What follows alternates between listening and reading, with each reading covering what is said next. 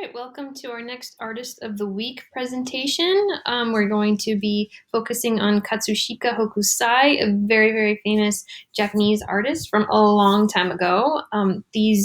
This painting right here of waves, you've probably seen this plenty of times before. It is extremely famous, and it's been kind of recreated and used over and over again through lots of stuff. I mean, some of you might have a pair of socks with this famous woodcut painting on it, the Great Wave. We'll take a look at Katsushika's art.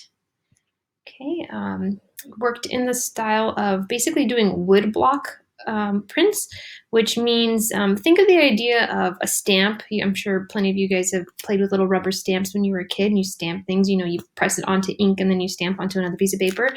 A woodblock print is basically like a stamp made out of wood, and they use it to make this type of art.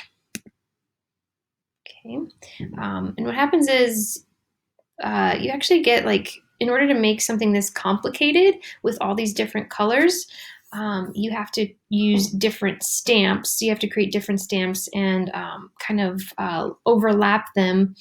Like you have like one stamp for like this color blue right here in these mountains, and then you'll probably, if you want to have all these bushes that are different color blue, you have a stamp that makes that, and then a stamp for these fluffy leaves in the trees that is like slightly pink.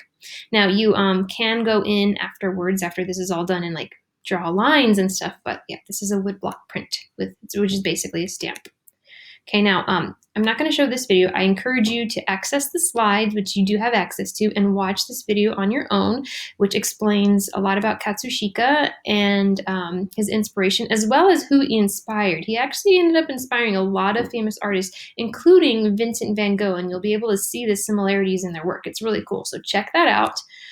For now, though, I'm providing this video about how to do a woodblock print, and I'll probably skip through it.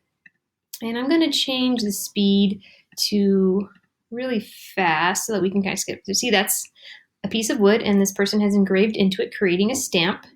And they're making multiple stamps, like I showed you. And then what happens is you use these rollers to create that background color. And you can do this a couple times if you want to make like a gradient. You're going to see them make a gradient, which is really pretty. Watch, skip ahead. There you go. Okay, so you can just do that for the background.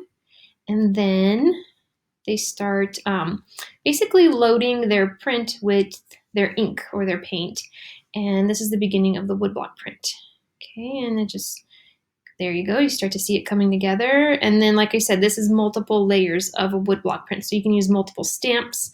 That way you can layer these different stamps onto the print. And you can get different colors as well as different, subject matter and shapes and stuff. So there you go.